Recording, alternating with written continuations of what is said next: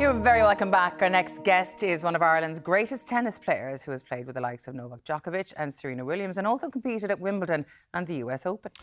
He also recently won the William Hill Sports Book of the Year award, becoming just the third ever Irish person to win the prestigious award in its 36-year history. Please welcome author of the Racket, Conor Niland. Good to see you, Conor. Hi guys, Happy New Year. Happy New Year to you. Winning this is a massive award to win.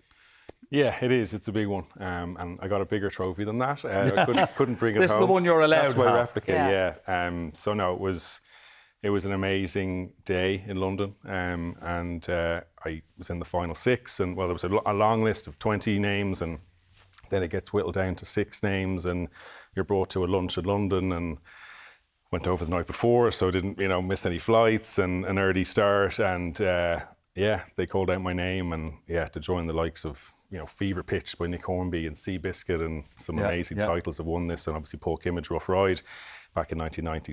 So so happy, and Gavin Cooney, who I co-wrote the book with, was over there with me, and my mum and my wife Sheena, so it was an amazing day. Yeah, a very emotional day. Yeah, it was.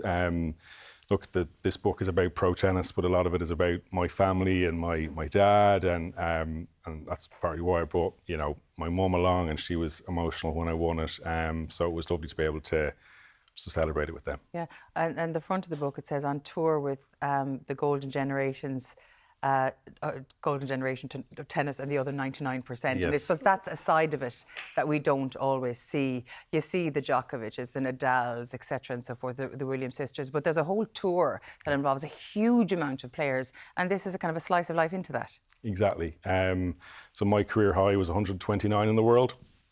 So I was in a nice position where I was getting access to the top 100, which is the main Grand Slams, but then I was also spending time in the lower tiers of pro tennis.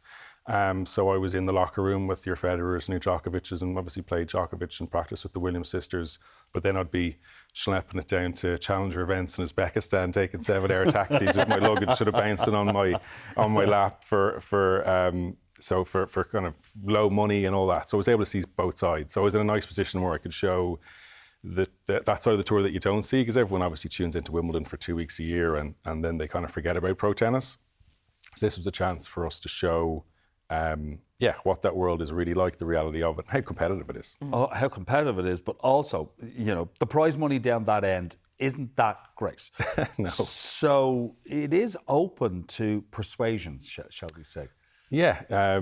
So again, something that I go into in the book is, there's the gambling element, and obviously, if you want to bet on pro tennis, you don't have to just bet on Grand Slams. You can bet on futures events. So you can bet on a $15,000 futures event in the Philippines right now if you go onto your phone. And lots of these players who are playing it are almost part time. They might be making €200-300 a week.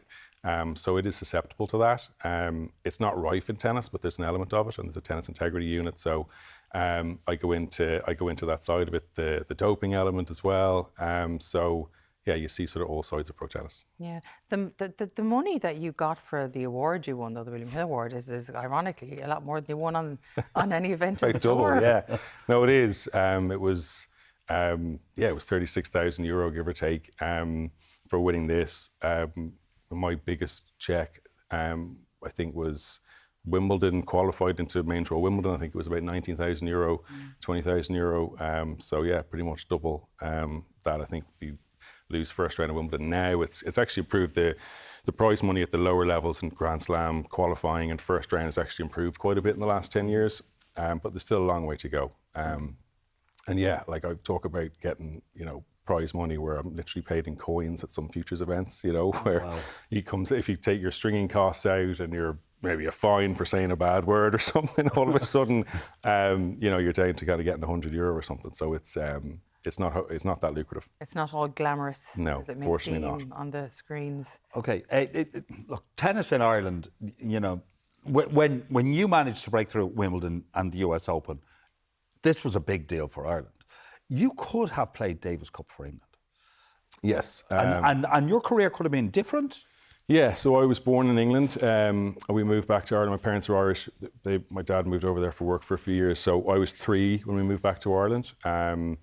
But yeah, I could have declared for Britain, and obviously that would have meant wildcards potentially into Wimbledon and some of your lower ranking events as well. And it would have been obviously, yeah, probably an easier path for me. But I made my Davis Cup debut for Ireland at 18, and that sort of, I suppose that was the decision made for me, I suppose, at that age.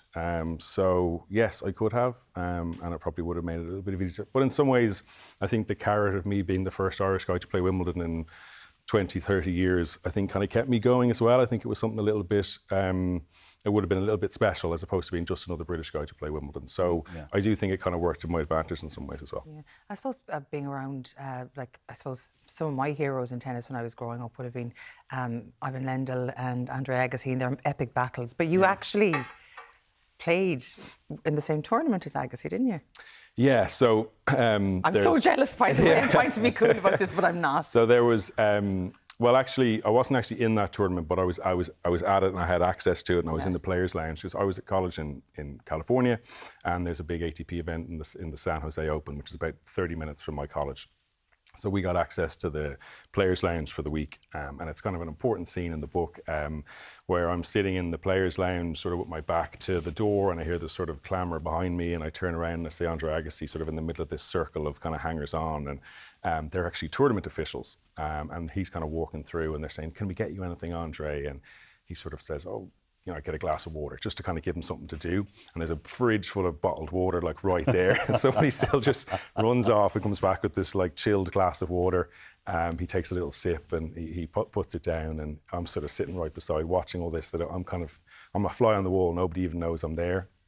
And I'm kind of looking at this glass of water and the fingerprints of Andre Agassi in the glass, you know, and then the kind of, the gaggle of people sort of move on, and I'm sort of left staring at this glass of water thinking, I thought he was lonely. I read his book, you know.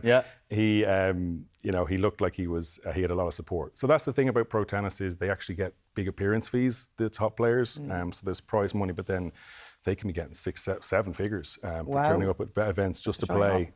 So your very, very top guys command that. Like Agassi mentioned being lonely, but like his lonely was different to the lonely that you experienced as you toured. Yeah, I tried to have a coach with me when I travelled, but my first few months on tour, I didn't realise, you know, what the whole thing entailed, I suppose. And I did a few weeks on my own. And I remember doing about 4 weeks in Switzerland. And at the end of the 4 weeks, I was entering a tournament in Scotland the week after, and I was in the airport, and I kind of phoned home and said, "Listen, I think I'm going to take a break. I've just spent like the last 4 weeks on my own." And my mum's like, no, go and play. You can't not turn up now on Monday. You know, this is your job now, you know.